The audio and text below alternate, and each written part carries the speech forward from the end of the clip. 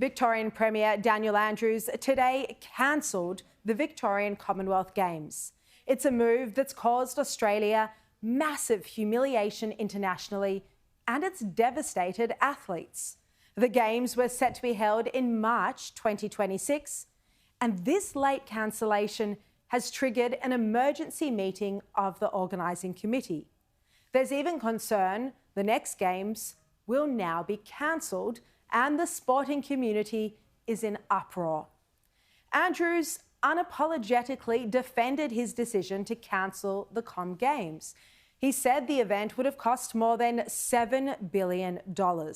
He tried to spin this embarrassing decision by saying the money would be better spent on schools and hospitals. I will not take money out of hospitals and schools in order to fund an event that is 3 times the cost as estimated and budgeted for last year. And the point is fair enough, but then don't bid for it in the first place. The Victorian Premier showed no remorse, no contrition. He made no apology, even though athletes and swimmers around the world, not just Australia, have been doing early mornings and late nights, pouring their heart into training for the competition. Look, I've made a lot of difficult calls, a lot of very difficult decisions in this job. This is not one of them. Frankly, $6 to $7 billion for a 12-day sporting event, we are not doing that. Finally, the rest of the world is seeing what life is like under Dan Andrews. But it's embarrassing for all of Australia. As a nation, we try to be taken seriously in global economic forums. We've signed a big AUKUS deal with the UK and the US to have nuclear-powered submarines. But we can't even keep our commitment to host a Commonwealth Games that we bid for. Remember, Andrews announced Victoria had won these games with a big song and dance taking the glory of the announcement. With the Australians, athletics writer Scott Gullen reports that Andrews actually brought forward these games to win votes last year. He writes in The Australian, that has backfired horribly, and now he may have helped kill off one of the great sporting events in Australian history. Political writer John Ferguson makes a similar point. He says someone can't count, or perhaps more importantly, didn't want to do the proper sums in the run-up to a state election. He writes the Victorian goal of running the Commonwealth Games in 5 regional centres was a political strategy designed to maximise Labor's vote in crucial seats. Well, the Vice President of the International Olympic Committee, John Coates, he joins me later in the show for a television interview, but he said he told The Australian today in a print interview that the Victorian government should never have bid for the Games if their business case didn't stack up. He said he was always sceptical about the financial case behind holding the Games in the regional areas across Geelong, Bendigo, Ballarat, Gippsland and Shepparton. He said it just didn't make sense to have to build new venues or create temporary ones when there are already major venues in Melbourne. But that's the model that Andrews chose. And as I said, John Coates would join me a little later in the show. But the Victorian Opposition Sports Minister, Sam Groth, says this is an international disgrace. I just don't know how they've got any credibility. And to be honest, we are supposed to be the leader in this country and one of the leaders in the world at delivering global events. I mean, this is an embarrassment for the state that we are in such a financially poor situation that 3 years out from the Commonwealth Games, we're calling quits. A high-ranking official told Jess Halloran at The Australian that the Victorian government had been repeatedly warned of a cost blowout by hosting the Games in regional areas. And this official said the government didn't want to listen.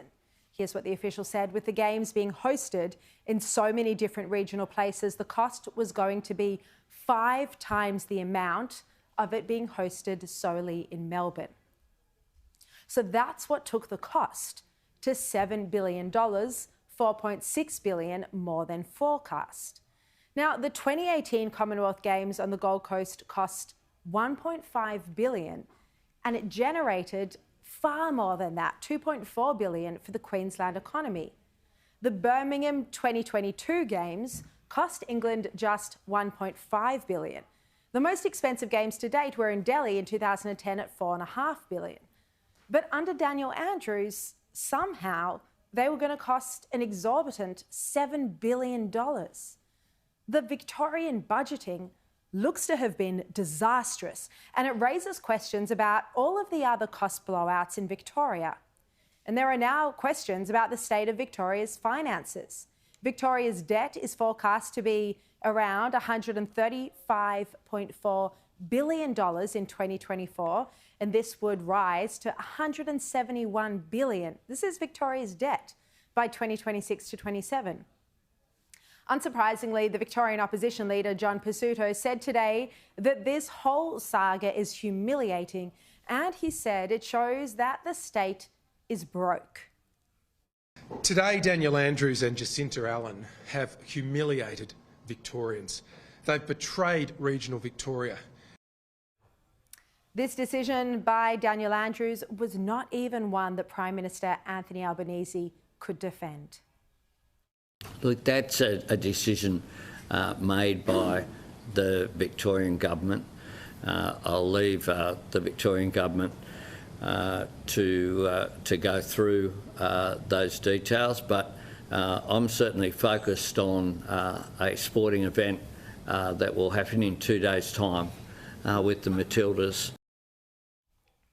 Albanese, of course, could have kicked in funding to assure that the Games went ahead.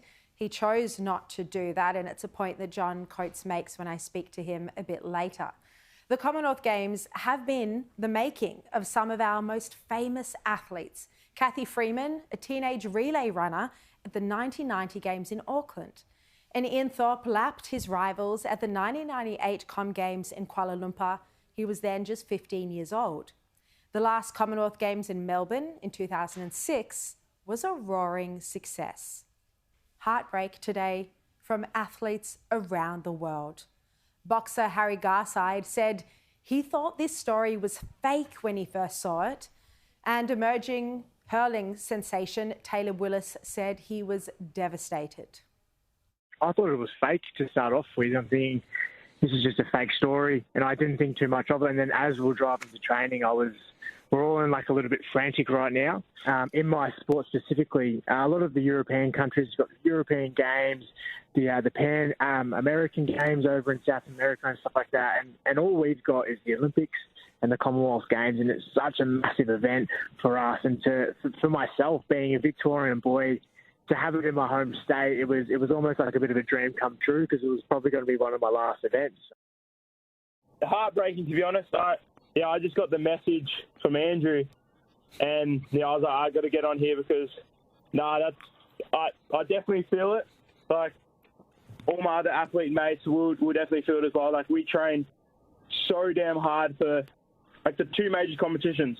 Commonwealth and Olympics are literally like our only two spotlight events. So, and to have one in Melbourne was going to be absolutely crazy. It's like once in a lifetime opportunity. So, I don't know how I feel about this. It's really bad.